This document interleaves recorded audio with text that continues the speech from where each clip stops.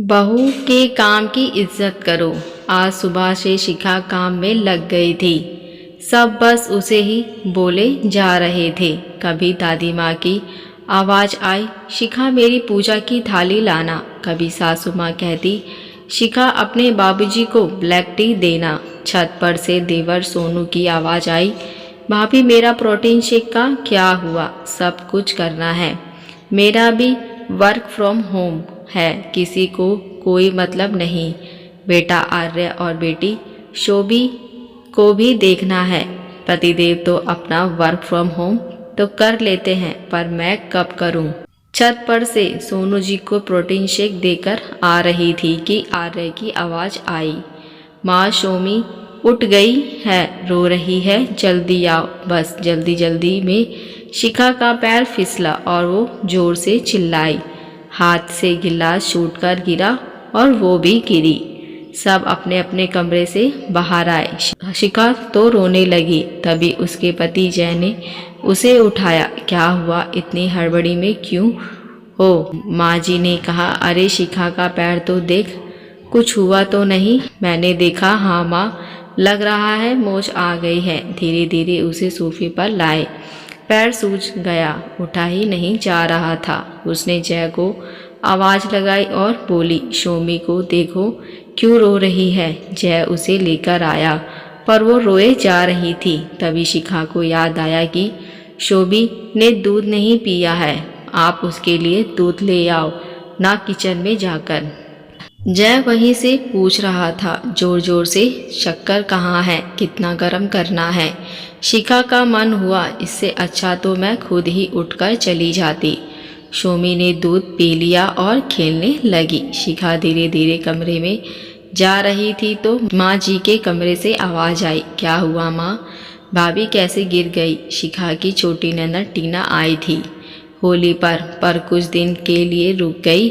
उसके बाद तो लॉकडाउन के चक्कर में यहीं रह गई। माँ जी बोल रही थी, अरे वो तेरी भाभी सीढ़ियों से जल्दी जल्दी उतर रही थी, बस गिर गई। टीना ने कहा, कहीं ज़्यादा तो नहीं लगी? माँ जी ने कहा, अच्छा हुआ ज़्यादा नहीं लगी, वरना सब काम हमको ही करने पड़ते। दिन भर बच्चों को देखना पड़ता, कभी दूध कभी खाना, बहुत तंग करते हैं हम दोनों।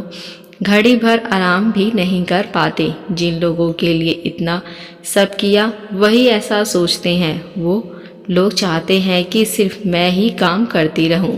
शिखा रो भी रही थी और ऑफिस का काम भी कर रही थी। जय ने पूछा, क्या हुआ, क्यों रो रही हो? दर्द हो रहा है? शिखा के मन आया कि सब बता दे, पर वो चुप रही। बस सबके लिए करते रहो, पर कुछ किसी से उम्मीद मत करो।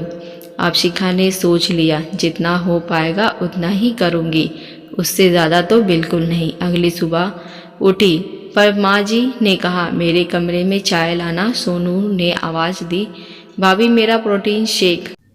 उसने सबको बुलाया, यहाँ सब डाइनिंग टेबल पर आ जाइए, सबको एक साथ ही सब मिलेगा। जय को भी बोली, आपको भी यहीं चाय नाश्ता सब मिलेगा, बस इससे ज़्यादा मैं नहीं कर सकती, मुझे दोनों बच्चों को भी देखना है, ऑफिस का काम भी करना है। जय ने कहा, क्या हुआ, ऐसे क्यों बोल रही हो? बात क्या हुई, कुछ बताओगी भी? शिखा ने कहा, अब मैं थक गई हूँ, अब नहीं होता है।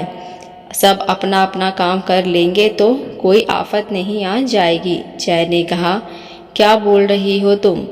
तब शिखा ने कहा, ठीक है, आप सब से मेरा निवेदन है कि सब यहाँ टेबल तक आ जाइए, बस मैं यही चाहती हूँ। मुझे घर का काम करके ऑफिस का काम भी करना है, इसलिए मैं किसी काम को करने के लिए मना नहीं कर रही, पर सबको एक साथ एक ही जगह सब कुछ देना होगा तो मेरे लिए भी थोड़ी आसानी होगी। बाबूजी ने कहा, शिखा सही बोल रही है, हम सबका साथ भी हो जाएगा, शिखा के लिए भी आसानी हो जाएगी। सब लोग इस बात के लिए मान गए। शिखा भी मुस्कुराते हुए किचन में चली गई। घर में सबको मिलजुल कर काम करना चाहिए। आशा करती हूँ ये कहानी आपको पसंद आई होगी। अगर आप इसमें आपकी क्या राय है मुझे कमेंट करके ज़रूर बताएं। अगर आप हमारे चैनल पर नए हैं तो मेरे चैनल को सब्सक्राइब, लाइक, शेयर ज़रूर करें। अब मिलते नई कहानी के साथ। देखने और सुनने के लिए धन्यवाद।